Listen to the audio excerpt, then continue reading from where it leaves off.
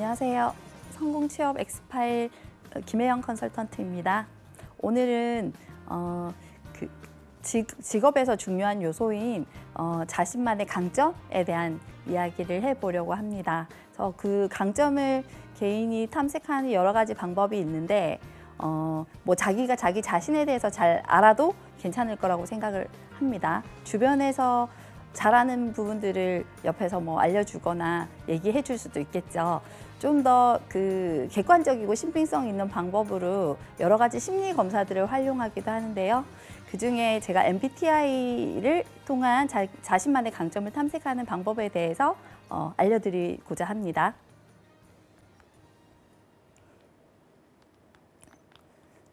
MBTI는 사실 여러 가지 방법으로 활용이 되어지고 있기는 한데요. 그 중에서도 저는 오늘은 포커스를 자신만의 강점을 탐색하는 방법에 좀 더 이렇게 집중해서 설명을 해드리고자 합니다.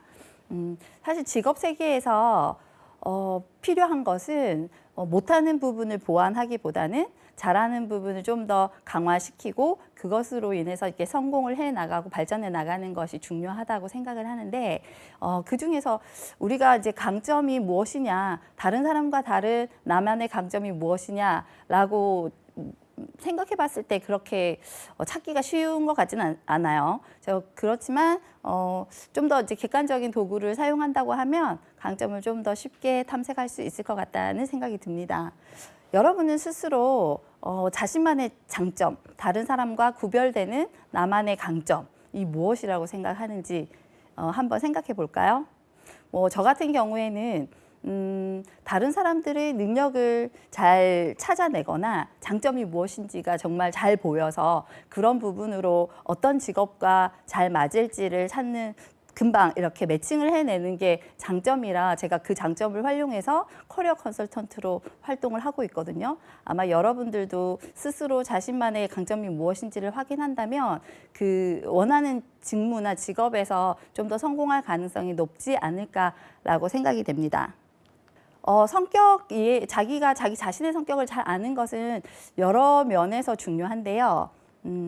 첫 번째는 긍정적으로 자기 자신을 보게 합니다. 그러니까 뭐 말하자면 나의 부족한 면이라든지 성격의 좀 나쁜 면보다는 긍정적으로 자신에게 있는 좋은 점들을 이렇게 보면서 자기 자신에 대해서 좀 더 긍정적인 생각을 할 수 있게 합니다. 두 번째는 자신의 강점을 이해하고 이를 가치 있게 여길 수 있겠죠. 세 번째는 그리고 그 본인의 성격 중에서도 어떤 역량과 연결되는 부분은 그 부분이 본인의 어떤 탁월성을 나타내어 주면서 그것을 이제 잘 활용해서 직업 세계에서 성공해 나갈 수 있는 동기부여가 될 수 있을 것 같아요. 네 번째는 사람마다 의사소통 방식이 다 다르다는 것을 인식하고 효과적으로 대처할 수 있습니다. 자신의 성격이 다른 사람과 다르죠. 그죠? 다른 사람은 나와 또 다른 방식으로 또 커뮤니케이션을 하기도 하는데 이런 것을 잘 이해하고 있다면 타인과 더 잘 소통할 수 있는 계기가 될 것입니다. 자, 다섯 번째는 다른 사람과 내가 다르다는 것을 인정하고 인간관계 개선이 가능합니다. 21세기에는 좀 더 역량이 있는 사람들과의 협업이 굉장히 중요하다고 생각되어지는데요. 나와 다른 사람이 어떻게 갖고 다른지, 왜 갖고 다른지를 이해하는 것은 좀 더 효과적으로 협업할 수 있는 계기가 될 수 있지 않을까 생각됩니다. 그러면 MBTI가 무엇인가? 아마 많은 분들이 들어보신 분들도 계실 것 같아요. 요즘에는 대학교에서 MBTI 검사들을 많이 하기도 하고요. 강의를 하기도 하고요. 회사에서도 많이 활용되기도 합니다. MBTI 검사는요, 심리 검사이고요. 심리 유형 검사입니다. 이 MBTI 검사는 칼 융이라는 그 초기 심리학자의 이론에 근간을 두고 미국의 심리학자였던 캐슬린 브릭스와 이자벨 브릭스 마이어스가 함께 개발해서 그 척도로서 개발해서 만들어낸 검사입니다. 그래서 융의 이론은 융은 심리학에 관심이 있으신 분들은 좀 공부하고 아셨던 분도 계실 것 같은데요. 칼 융이라는 심리학자는 그 유명한 심리학의 아버지인 프로이트와 함께 심리학을 연구했었던 초기 심리학자고요. 융의 이론은 심리 유형론이라고 해서 쉽게 설명을 해드리면 카오스 이론처럼 무질서 속에 질서가 있다라는 그 개념으로 이해하시면 조금 받아들이기가 쉬울 것 같아요.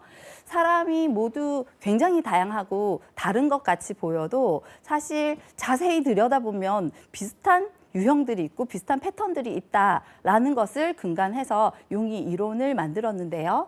융의 이론은 세 가지로 구성이 되어 있습니다. 무엇이냐면 이제 에너지에 대한 부분이고요. 그러니까 어떤 내향적인 사람과 외향적인 사람이 있다. 그리고 두 번째는 그 세상을 인식하는 방법에 대한 것인데 정보를 사람들이 이제 세상에 있는 정보를 받아들이는 방법에 있어서 아주 감각적으로 받아들이는 사람과 그리고 직관적으로 받아들이는 정보를 받아들이는 그런 사람이 있다. 그리고 세 번째가 그리고 이 받아들이는 정보를 토대로 행동하기 전에 판단하는 방법이 아주 논리적으로 판단하는 사람과 그리고 그 감정을 섞어서 판단하는 사람이 있다라는 이 세 가지 이론을 세웠고요. 이후에 캐서린 브릭스와 이자벨 브릭스 마이어스가 거기에 이제 행동 척도를 넣어서 그 어떤 체계적인 행동 패턴과 그리고 좀 자율적인 행동 패턴이 있다, 인식형이 있다 이렇게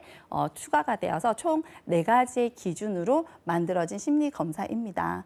그리고 사실은 이 4가지 척도 중에서도요, 에너지의 부분이라든지 그리고 행동의 부분은 밖으로 드러나는 부분이기 때문에 좀 자세히 관찰하면 우리가 알 수도 있는 부분이 있지만 세상을 인식하고 그 인식한 데이터를 통해서 판단하는 방법은 사람들의 머릿속에서 일어나는 것이기 때문에 사실 쉽게 알아내기는 어려울 수도 있습니다. 자, 그래서 이 MBTI는 마이어스 브릭스 타입 인디케이터라고 해서 캐서린 브릭스와 이자벨 브릭스 마이어스가 1900년 이후 계속적으로 연구 개발한 도구로서 16가지 유형으로 인간 행동을 이렇게 유형으로 분류해 놓은 척도라고 보시면 됩니다. 이에 대해서 많은 이제 학자들이나 사람들이 좀 의아하게 생각하는 부분이 그 지구의 인구가 60억이 넘고 이렇게 많은 사람들이 다양한 사람들이 살고 있는데 아무리 유형이 있다고 해도 어떻게 사람을 16가지 틀 안에다가 이게 다 넣을 수 있느냐 이런 이제 그 비판들이 있습니다. 하지만 사실은 심리 검사 중에서 이 MBTI 검사는 그 사람이 모두 다 이 방법들을 쓰기는 써요. 예를 들면 세상을 인식하는 방법에 있어서 뭐 감각으로 쓰는 사람 그리고 직관으로 쓰는 사람이 있다라고 했지만 감각으로 쓰는 사람도 직관을 쓰고요. 직관으로 쓰는 사람도 감각을 사용합니다. 하지만 그걸 어느 정도의 이렇게 포션으로 어느 정도를 더 많이 어떤 것을 좀 더 선호해서 사용하느냐라는 거에 따라 다양성이 생기고 그에 따라 이제 이 조합들이 생기는데 사실은 그래서 따지고 보면 사람의 인구 수만큼 MBTI 유형이 있다라고 실제로 이제 MBTI를 연구하는 사람들이 얘기를 합니다. 그러니까 비슷한 유형 분류의 유형에 속하는 사람들이 있긴 하지만 그 중간중간에 이제 섞여져 있는 것들이 다양하게 있다라는 것을 이해하시면 될 것 같습니다. 이 4가지 선호 지표를 다시 설명을 지금부터 해 드릴 건데요.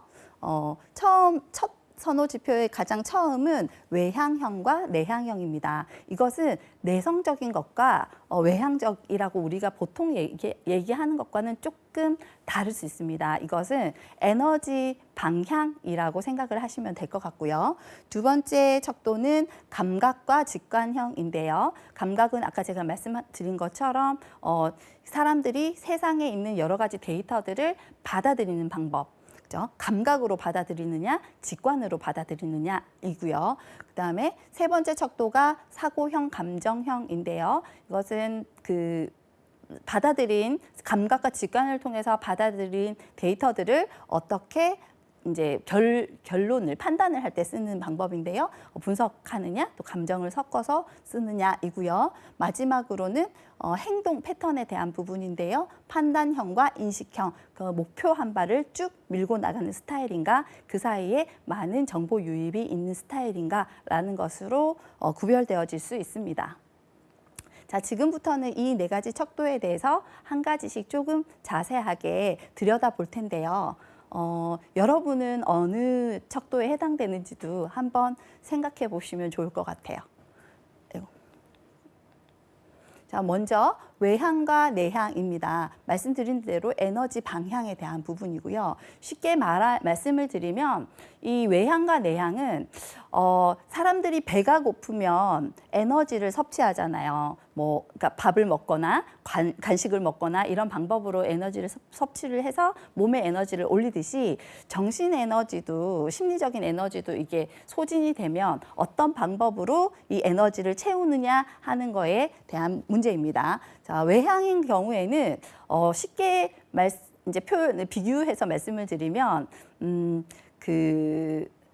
여러분 몸이 이제 핸드폰의 배터리다라고 생각하시면 배터리의 충전기를 어느 방향으로 꽂느냐라는 겁니다. 그래서 정신 에너지가 떨어졌을 때 충전기를 바깥쪽 방향으로 꽂아서 사람들을 만나고 활동을 했을 때 에너지를 채우는 스타일이 외향형이고요. 그러니까 익스트로버전 외향형이고요.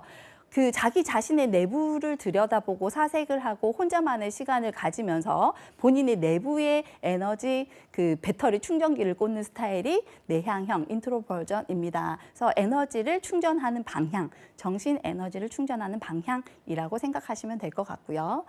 이 외향형하고 내향형의 차이를 좀 더 보면은 외향형 같은 경우는 바깥 활동을 할 때 사람들을 만날 때 계속 에너지를 채워 올립니다. 그래서 이 사람들은 사람들과 계속 만나고 이야기하고 활동할 때 에너지가 소진되지 않아요. 그러니까 기운이 계속 나는 스타일이죠. 그리고 반대로 내향형은 사람들을 만나고 활동하고 있을 때는 에너지가 좀 소진이 되지만 혼자만의 시간을 가질 때 다시 에너지를 채우는 스타일입니다. 그래서 예를 들면 외향이 굉장히 강한 친구와 그러니까 바깥에서 이제 에너지를 충전하는 친구와 그리고 내향형이 굉장히 강한 친구, 혼자만의 시간을 가질 때 이 에너지를 충전하는 친구가 단짝 친구라고 하면 굉장히 힘들 수가 있습니다. 외향형인 친구가 끝없이 이 내향형인 친구를 따라다니면서 에너지를 채울 거기 때문에 그렇죠. 네, 반대로 내향형인 친구는 계속 떨어지라든지 날 좀 혼자 냅두라든지 이렇게 스스로 혼자만의 시간을 계속 갖기를 노력할 거예요. 그래서 실제로 이런 문제들이 생활에서도 여러 가지 이렇게 부딪혀서 나타날 때가 있습니다. 제가 이제 사례로 어떤 그 젊은 부부가 결혼을 했는데 이 두 부부가 결혼한 지 한 10개월 정도 됐대요. 근데 연애를 할 때는 잘 몰랐는데 여자분이 굉장히 강한 내향형이었고요. 남자분이 외향이 강하신 분이었던 거죠. 근데 그 연애를 할 때는 그냥 데이트하고 집에 오고 이래서 조금 불편한 걸 몰랐는데 둘이서 이제 결혼을 하고 생활을 하기 시작하니까 너무 그 여자분이 내향형인 그 여자분의 아내분이 그 혼자만의 시간을 가질 수 있는 기회가 없었던 거죠. 회사에서 사람들이랑 늘 부딪히고 있다가 집에 들어오면 남편이 늘 같이 있고 그 잘 때도 그 같은 방에서 같이 자고 이러다 보니까 본인이 너무 힘든데 사실 그 이유를 잘 몰랐던 거죠. 그래서 어떤 방법을 쓰냐면 그 비어있는 친정집에를 갔대요. 그래서 엄마 아빠가 계시지 않는 친정에 가서 혼자서 자고 그리고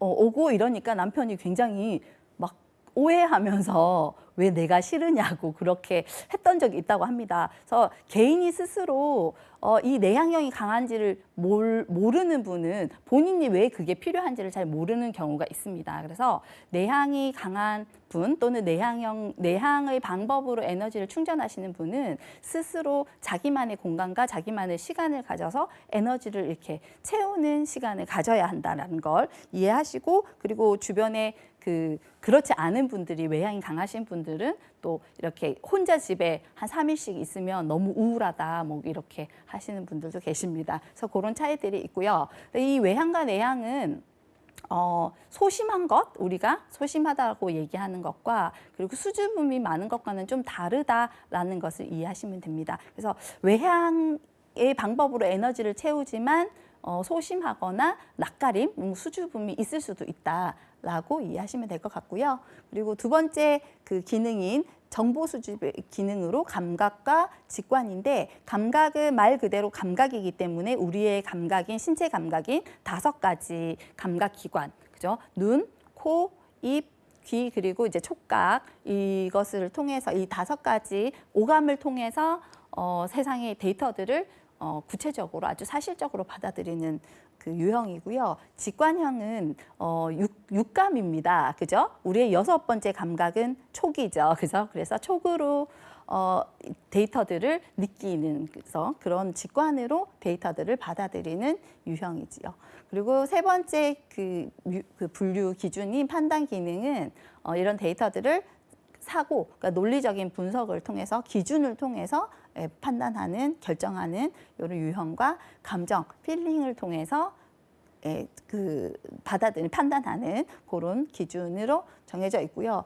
감정형이 강한 분들은 일단 기본적으로 인간에 대한 애정이 있다라고 생각하시면 됩니다. 그래서 굉장히 사람을 되게 좋아하고, 그리고 이 인간 관계에 대해서 굉장히 좋아하는, 중요하게 생각하는 요소가 있고요. 사고형은 그보다는 어떤 기준과 규칙에 맞추어서 그 판단을 하기 때문에 뭐 좋은 게 좋다라기보다 체계적이고 합리적인 기준을 가지고 이제 결정을 하게 됩니다. 마지막으로 행동 양식과 생활 양식에 대한 부분인데요. 이것은 판단형인 저징 그 J와 인식형인 perceiving P로 나누어지는데, 이 두 유형, 이 차이는, 행동 양식과 생활 양식의 차이는 쉽게 이해를 돕기 위해서 말씀드리면, 결정을 하죠. 그죠? 에너지를 써서 감각 또는 직관으로 정보 데이터들을 모으고, 그 모은 데이터들을 사고 또는 감정으로 판단을 하고 그 다음에 행동으로 옮길 건데요. 결정을 한 후에, 목표를 정한 후에 추가의 정보 유입이 있느냐 없느냐에 따라서 구별되어집니다. 자, 판단형은 본인이 어떤 결정한 이후에 추가의 정보를 차단합니다. 그래서 하기로 한 것은 반드시 하는 그런 유형이고요. 인식형은 그 결정을 한 후에도 계속적으로 정보를 받아들이는 유형이기 때문에 어떤 결정을 내린 후에도 추가로 계속 새로운 정보 유입을 하고 그것을 새로운 결정에 반영을 하게 됩니다. 그래서 뭐 예를 들면 제 친구 중에요, 그런 얘기를 들은 경우가 있습니다. 남편이 결혼을 하고 남편이 퇴근을 하고 저녁을 먹으러 오기로 했대요. 그래서 8시에 도착을 하기로 하고, 그래서 8시에 맞춰서 저녁상을 차리고 그래서 대기를 하고 있는데, 남편이 한 30분이 지나도, 그러니까 퇴근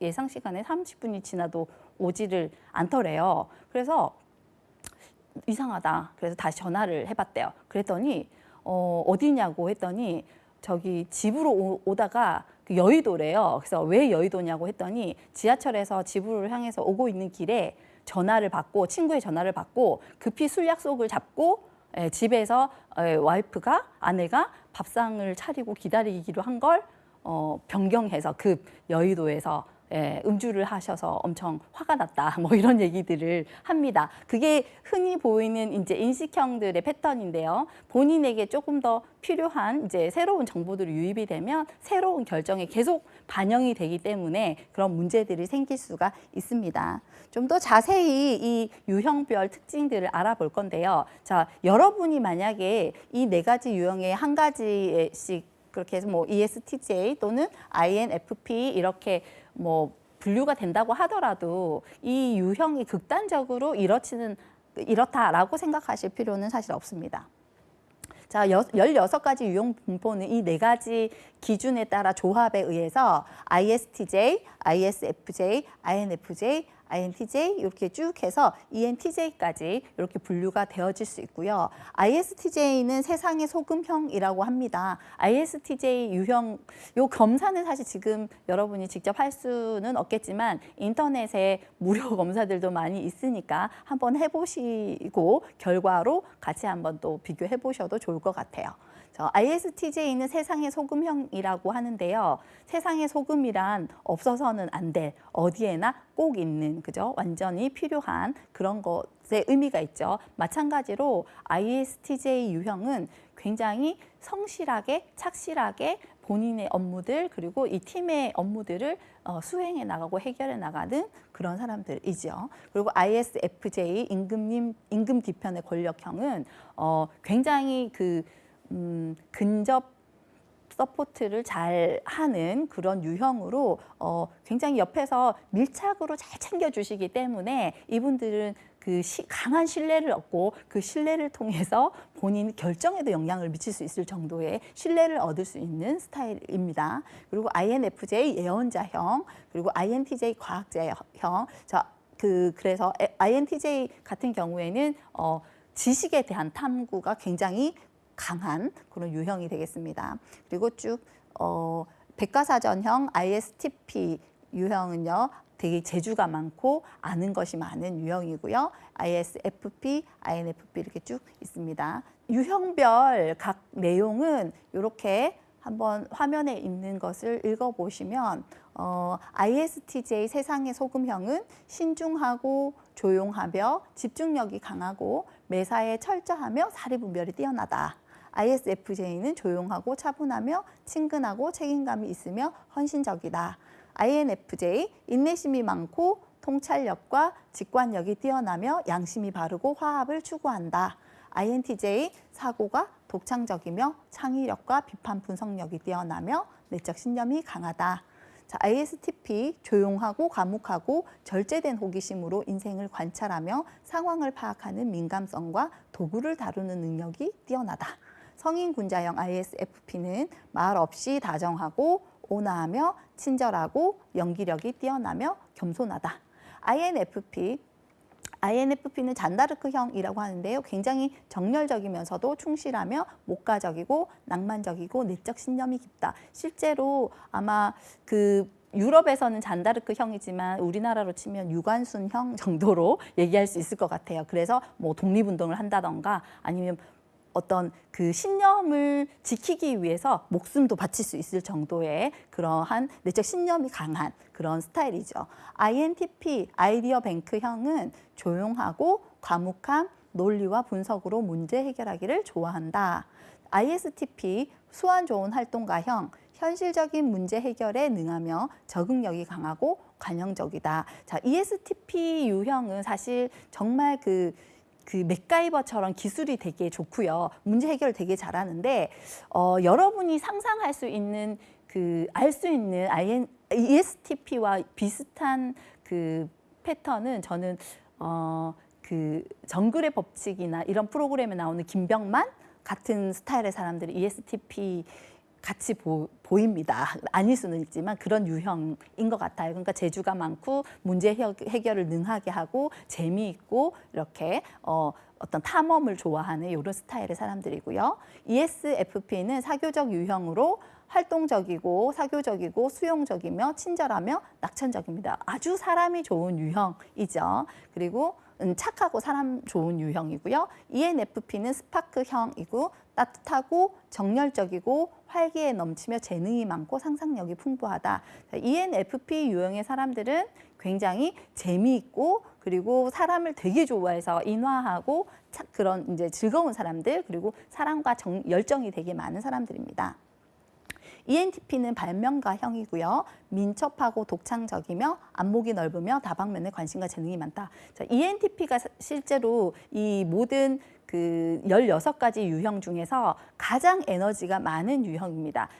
정신 에너지인 이 유형으로 외향으로 해서 외부로부터 에너지를 많이 받아들이기도 하고요. NT 유형이 그러니까 지적 에너지, 그러니까 내부 에너지가 굉장히 강한 스타일이어서 실제로 모든 유형 중에서 ENTP 유형이 가장 에너지가 많은 타입이고요. 그래서 주변에 ENTP 분들이 계시다면 아마 일을 정말 많이 벌리실 거예요. 계속 뭔가 새로운 도전을 하고 계속 새로운 뭐 발명도 하고 막 일을 많이 벌리시는데 저 ENTP P가 강하신 ENTP라면 아마 수습을 하지 않아서 주변 사람들을 힘들게 할 수도 있습니다. 그래서 재능도 많고 여러 가지 관심도 호기심도 많아서 굉장히 여러 가지 에너지도 많아서 많이 활동을 하는 스타일의 사람들이 많습니다.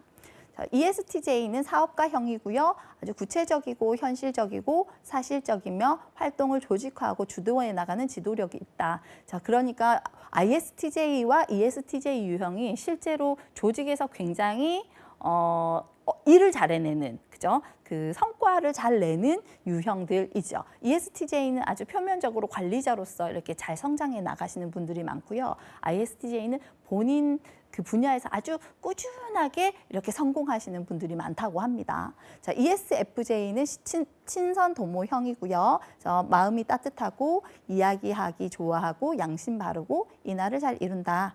ENFJ는 언변 능숙형, 따뜻하고 적극적이며 책임감이 강하고 사교성이 풍부하고 동정심이 많다. ENTJ는 지도자형으로 열성이 많고 솔직하고 단호하고 지도력과 통솔력이 있다. 이렇게 16가지 유형의 특징을 보았습니다.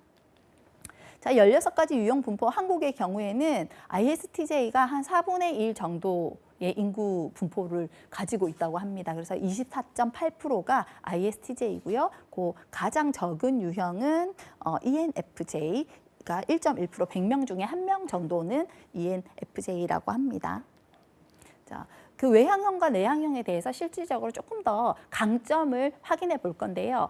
여러분이 외향형인지 내향형인지 한번 생각해 보시고 본인의 강점을, 단어들을 한번 기억하시고 이걸 어떤 일에서 또는 뭐 취업을 준비하시는 분이라고 하면 여러 가지 본인의 장점을 어필할 때 잘 활용을 하시면 도움이 될 것 같아요. 자, 만약에 여러분에게 처음 만난 사람들이 많은 동호회 모임을 가게 되는 상황이 생긴다면 갔는데 이제 친해지고 싶은 사람이 있어요. 그럴 경우에 어떻게 말을 하고 싶으신가요? 또는 혹시 나에게 먼저 말을 걸어줬으면 하는 생각이 드는 사람도 있으신가요? 내향형, 그러니까 인트로버전, 내향형이 강하신 분들일수록 먼저 말 걸기보다는 누군가가 나에게 말을 걸어줬으면 좋겠다라고 생각할 가능성이 높을 것 같아요. 외향이 강하신 분들은, E형이 강하신 분들은 본인이 먼저 말 걸 가능성이 높습니다.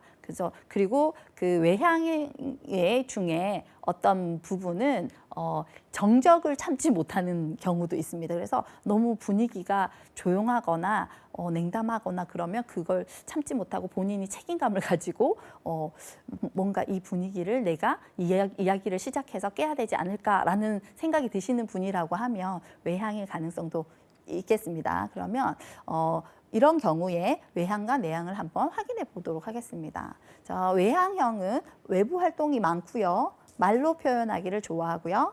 폭넓은 대인관계를 가집니다. 내향형은 자기 내부에 집중하기를 통해서 에너지를 올리기 때문에 혼자만의 사색하는 시간이거나 혼자만의 공간과 시간을 가지려고 애씁니다. 그리고 말로 하는 것보다 글로 표현하는 것을 좀 더 좋아한다라고 얘기하기도 합니다.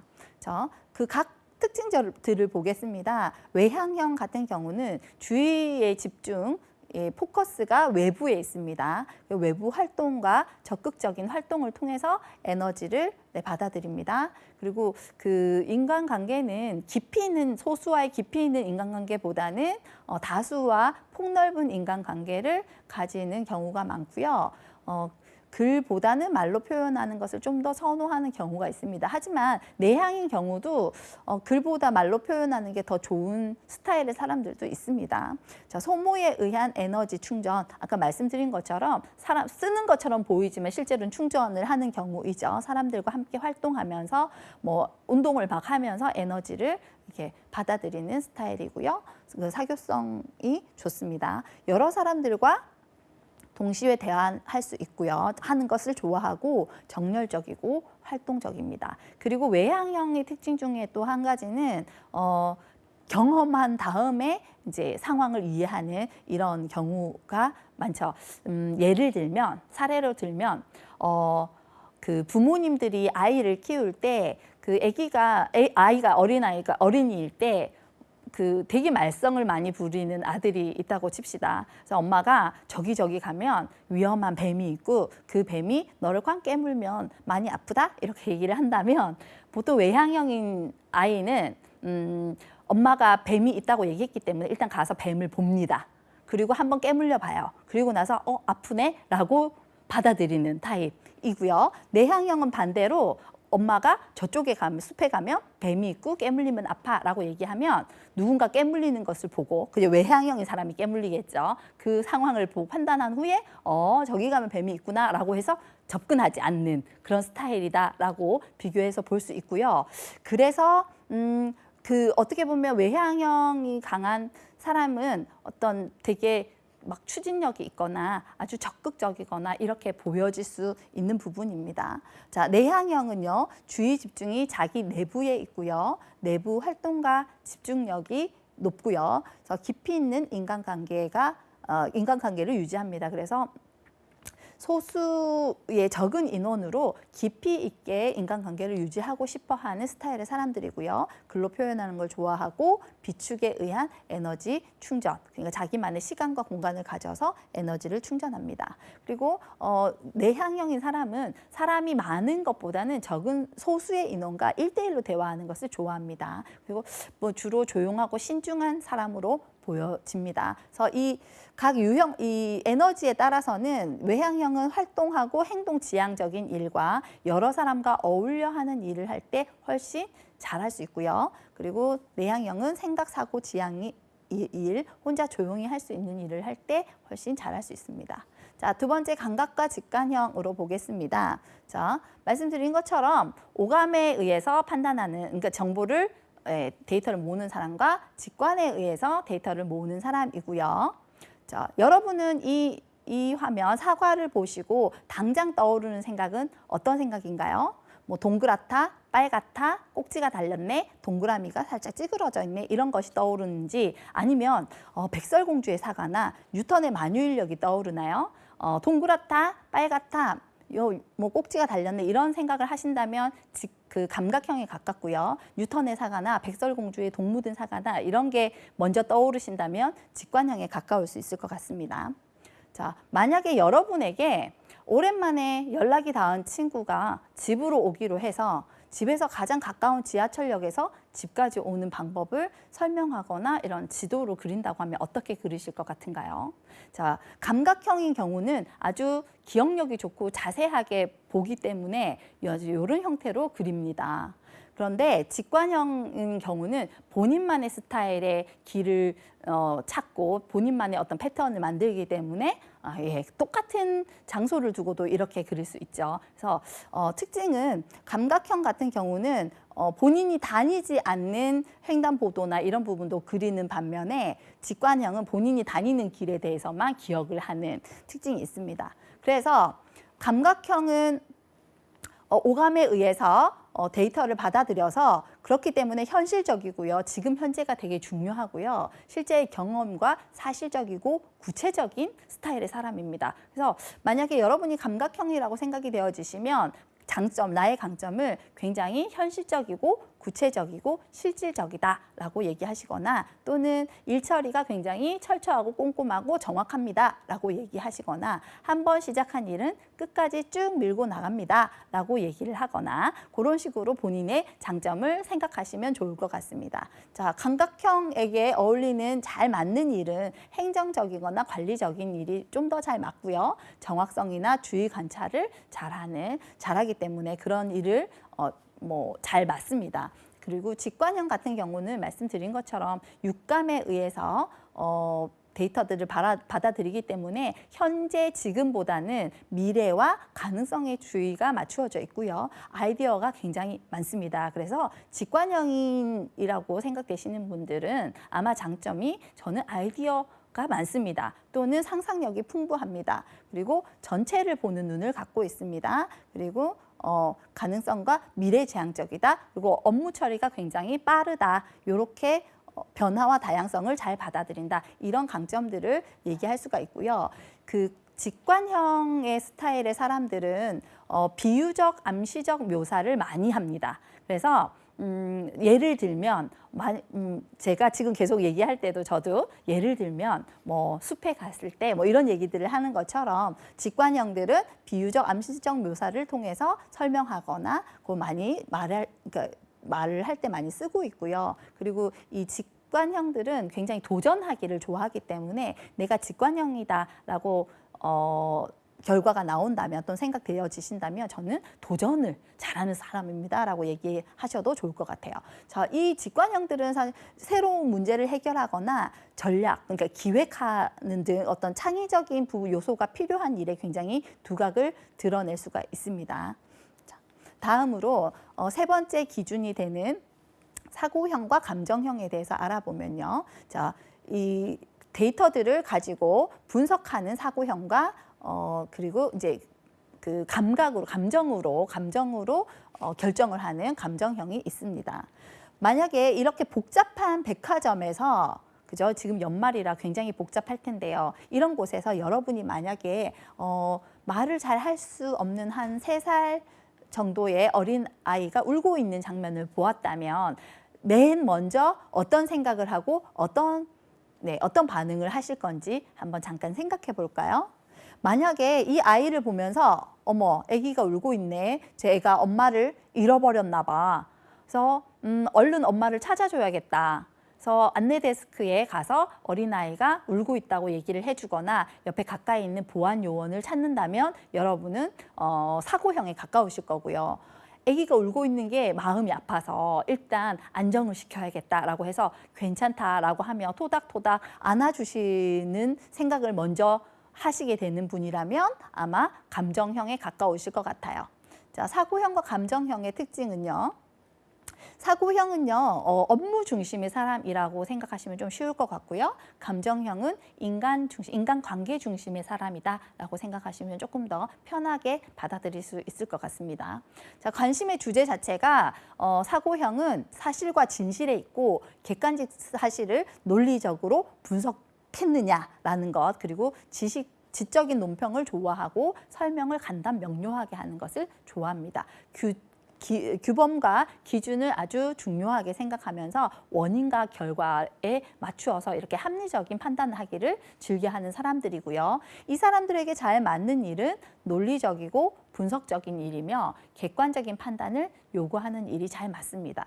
자, 그리고 감정형의 사람들은 어떤 논리적 분석적인 요소들도 분명히 판단의 기준이 되기는 하겠지만 그거에 또 포함되어서 인간관계, 사람에 대한 부분, 그리고 나에게 의미가 있느냐 없느냐, 보편적으로 선한가 아닌가, 좋은 사람인가 나쁜 사람인가 라는 것에 이제 영향을 더 받습니다. 결정에 이제 영향을 받는 거죠. 그래서 이 감정형인 F유형의 사람들은 의미와 영향, 그리고 이 상황을 포괄적으로 생각해서 결정을 하게 되죠. 판단을 하게 됩니다. 그리고 정상을 참작한 설명을 하게 되고요. 그리고 이 F형은 제가 아까 말씀드렸듯이 사람을 기본적으로 좋아합니다. 그러니까 그 감각형과 합쳐진 F, 그러니까 SF형, 그리고 직관과 합쳐진 NF-유형, 둘 다 F를 갖고 있는 사람들은, 감정형인 사람들은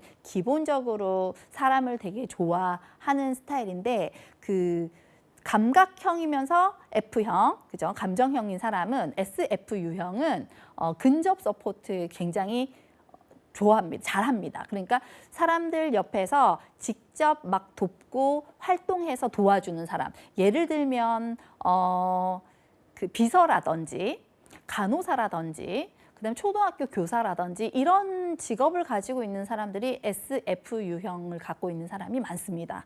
그 요소를 갖고 있는 사람이 많고요. NF-유형은 그보다는 조금 더 범인류를 위한 노력, 그죠? 인간애, 그러니까 내가 하는 일들이 사람들에게 굉장히 유익한가라는 것에 초점이 맞추어져 있는 경우가 있습니다. 그리고 또는 인간관계 중심으로 초점이 맞추어져 있는 경우가 많아서 NF 유형으로는 그 NF를 갖고 있는 사람은 좀 더 인류가 번영하는 곳에 좀 더 이렇게 애쓰는 경우들이 많이 있습니다.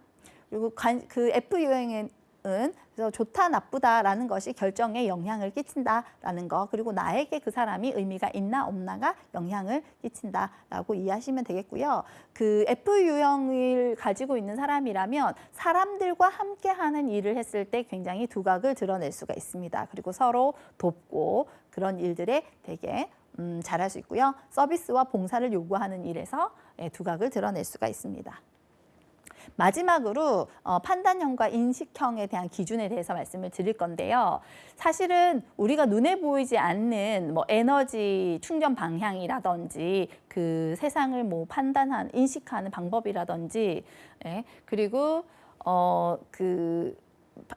판단한 수집한 정보를 뭐 판단하는 기준이라든지 이런 것들은 사실 우리의 삶에 그렇게 불편을 끼치지는 않지만 행동 패턴은 굉장히 삶에 불편함을 줄 수 있습니다. 어떤 사람은 하기로 한 일을 시간 내에 딱 맞춰서 하는 반면에 어떤 사람은 하기로 했지만 그때 되면 말이 또 달라지거나 행동이 또 달라진다고 하면 굉장히 스트레스 받을 수 있겠죠. 그래서 실제로 우리가 생활에서 부딪히는 부분들은 판단과 인식, 이렇게 행동 패턴의 차이 때문에 부딪히는 일이 실제로는 더 많겠죠. 자, 판단형, 예를 들어서 여러분이 여행 계획을 세워 본다고 생각을 해볼까요? 어떻게 계획을 짜실 건가요? 뭐 2박 3일로 갈 건지, 비행기를 타고 갈 건지, 기차를 타고 갈 건지, 그걸 먼저 생각하시고, 뭐 예산은 얼마가 들 건지, 무엇을 챙겨가야 할 건지, 장소는 어디로 갈 건지, 이걸 막 고민하시는 분이라고 하면 아마 판단형인 그 J가 될 거고요. 아, 모르겠어. 나 정할 수가 없어. 그냥 일단 가볼래. 가서 그냥 느껴볼래. 가서 다 정할래. 이러시는 분은 아마 P형인 인식형에 가까우실 것 같습니다. 자, 이런 과제를 주었을 때 판단형 같은 경우는 이런 이제 계획을 이제 대충 세웁니다. 목적지는 부산으로 갈 거고요. 뭐 비행기 타고 갈 거고요. 가격은 얼마가 들 거고요. 숙소는 어디를 정하고 뭐 1일차는 뭐 하고 2일차는 뭐 하고 이렇게 정하는 반면에 인식형은 이렇게 씁니다. 일단 간다.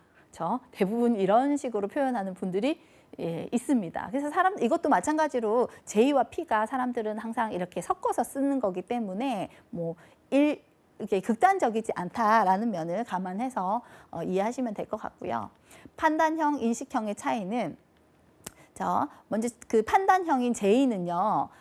목표를 정한 후에 추가의 정보 유입이 없기 때문에 본인이 그날 어떤 하겠다고 생각한 결정한 일이 있다고 하면 마치 미션을 클리어하듯이 꼭 반드시 수행해내는 편입니다. 그래서 체계적이고 정리정돈과 계획을 잘 세우고 의지적으로 추진하고 신속한 결론을 내리고요. 통제와 조정, 분명한 목적의식, 분명한 방향 감각, 그리고 뚜렷한 기준과 자기 의사를 가지고 있는 것이 특징입니다. 그래서 그 J형들하고는 같이 일하기는 편할 수 있겠죠. 만약에 여러분이 이런 스타일의 J의 스타일의 사람이라고 하면 강점을 얘기할 수 있겠죠. 굉장히 체계적입니다. 한번 결정한 것은 끝까지 해냅니다. 그리고 저는 계획을 잘 세웁니다.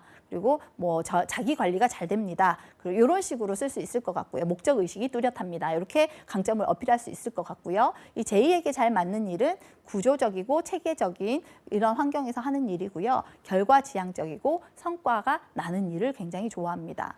자, P형은요. 일단 기본적으로 이 P형의 그 단어는 자유입니다. 자유. 그래서 변화, 자유 이렇게 생각하시면 좋을 것 같아요. 그래서 P형은 일단 그 결정한 후에도 계속 추가의 정보 유입이 결론에 계속 영향을 끼치기 때문에 방향이 계속 변화가 가능합니다. 그래서 자율적이고 상황에 맞추는 개방성을 가지고 있습니다.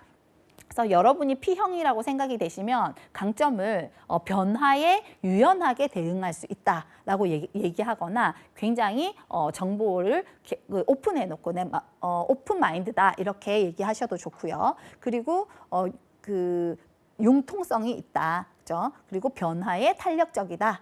그렇게 얘기하시면 좋을 것 같습니다. P형은 원인 결론 이런 것보다는 훨씬 그 과정을 즐기기 때문에 그런 이제 특징들로 얘기할 수 있고요. J형 같은 경우는 뚜렷한 기준과 자기 의사라고 이제 정리할 수 있다고 치면 P형은 편하게 되어 있는 환경을 만들기를 되게 좋아하기 때문에 P형이 그 생활하는 환경의 주변을 보면 본인이 본인이 사용하기에 편한 어떤 룰들을 만들어 놓고 사용하는 경우들이 있습니다. 자, P형은 자율적이고 유연하다라는 게 강점이 되겠고요. 이 P형이 굉장히 예술적 성향이나 장인 기질을 가지고 있는 사람들에게 많이 드러납니다. 자, 우선 이제 MBTI 각 항목별로 특징을 보았는데요. 여러분이 생각하는 나의 강점에 해당되는 것들이 무엇이 있었는지를 한번 생각해 보시면 좋을 것 같고요. 그리고 이 MBTI는 이제 조합된 것으로도 4가지 기질로 이렇게 나누는데, 첫 번째는 SJ. 자, S와 J를 가지고 있는 유형은 관리자형이라고 얘기를 합니다. 자, 에피테우스적 기질이라고 해서요. 이 S와 J를 같이 갖고 있는 사람은 책임감이 강합니다. 그리고 굉장히 성실하다. 이렇게 그 강점을 얘기할 수 있을 것 같고요. 이 보호자적 기질로서 안정을 지향하고 소속감을 굉장히 중요하게 생각합니다. 그래서 책임감, 성실성, 의무, 그리고 전통을 고수하는 것, 그리고 돕는 것에 이제 강점을 생각하시면 될 것 같고요. 이 SJ들은 굉장히 사회의 중추적인 역할을 합니다. 그래서 본인을 상징하는 동물로 보통 이런 사람들이 개미, 꿀벌, 소, 진돗개로 많이 표현하기도 한대요. 그래서 추구하는 가치는 최선을 다하는 것, 성실한 것. 그러면 여러분이 S와 J를 같이 가지고 있는 유형이라고 하면 성실함, 그리고 책임감 이런 것들을 따르는 성향 이런 것들을 강점으로 어필하시면 좋을 것 같고요. 자, SP는 탐험가 기질입니다. 디오니시우스적 기질이라고 해서요. 이 SP 유형을 갖고 있는 사람은 그 세상을 개척해 나가고 자유를 누리고 즐거움을 쫓아가는 사람이다라고 생각하시면 됩니다. 장인 기질로서 자발성을 지향하고요. 그러니까 본인이 선택하고 그 선택을 책임지면서 사는 사람들인 거죠. 행동 지향, 그리고 친절하고 협상가이면서 실천을 잘하는 스타일입니다. 에너지원의 역할을 하고 있는데 SP의 사람들이 되게 재밌는 사람들이 많고요. 재능이 많은 사람들이 많습니다. 그래서 액션 오리엔티드, 추구하는 가치는 재미, 즐거움, 자유입니다. 상징동물, 공작, 카멜레온, 야생마 같은 사람이라고 얘기하기도 합니다. 자, NF 외교형이라고 하는데요. 네, NF 유형은 이상가적 기질이라고 해서요. 이 NF 유형은 일단 사랑과 열정을 굉장히 중요하게 생각하고요. 자, 성장을 지향하고 의미와 숙고, 그리고 가르치기, 더 나은 세상을 만들려고 노력하는 사람이고요. 이 사람들은 이상, 번영, 평화주의자다 생각하시면 되겠습니다. NT 유형은 분석가 유형으로서 지식과 탐구에 대한 욕망이 강한 사람들입니다. 합리적 기질로서 지식을 지향하고 그리고 지적인 사람, 비전을 굉장히 중요하게 생각하는 사람들이고요. 이 NT 유형, 분석가 유형의 사람들이 새로운 지식과 어떤 그 진리들을 계속 탐구해 나가는 그런 역할들을 해 나갑니다. 여러분이 NT의 사람들이라고 하면 이렇게 공부하고 배우고 어떤 배움에 대한 열정, 열망, 그것으로 이뤄낸 성과들 이런 것으로 강점을 어필하셔도 좋을 것 같습니다. MBTI는 각 유형별로 주기능, 부기능, 3차 기능, 열등 기능이 있는데요. 그러니까 각 유형별로 어떤 것들을 그러니까 주로 쓰는 기능을 주기능이라고 하고요. 그 다음으로 자주 쓰는 기능을 부기능이라고 합니다. 3차 기능은 거의 사용이 잘 안 되어지고요. 그리고 열등 기능은 거의 창고에 들어가 있는 기능이다. 이렇게 비유할 수 있겠습니다. 그래서 열등 기능은 거의 꺼내지지 않는 기능이라고 합니다. 자, 유형별로 이렇게 기능들을 사용하고 있습니다.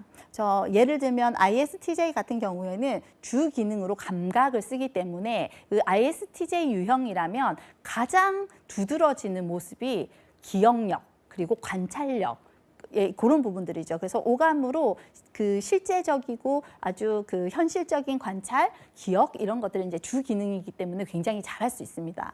자, 만약에 INFJ의 유형이라면 그 주 기능이 직관입니다. 그래서 이 INFJ라면 상상력이 되게 뛰어나고 생각을 많이 하고 통찰력 이런 것들이 이제 굉장히 뛰어나게 되겠죠. 주로 쓰는 기능이고요. 만약에 ESTJ라고 하면 사고가 주 기능이기 때문에 ESTJ 유형은 논리적이고 분석적인 사람으로 보여질 가능성이 큽니다. 그래서 본인이 ESTJ라면 아마 본인도 스스로 생각했을 때 나는 굉장히 논리적인 사람이다, 분석적인 사람이다 이렇게 생각할 수 있을 것 같습니다.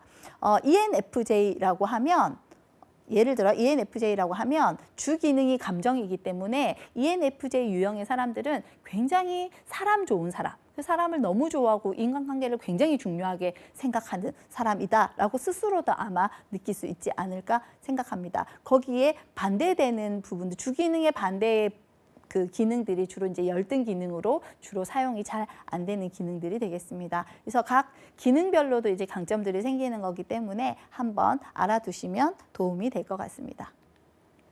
자, 주 기능, 부기능, 3차 기능, 열등 기능 별 장점을 보면요.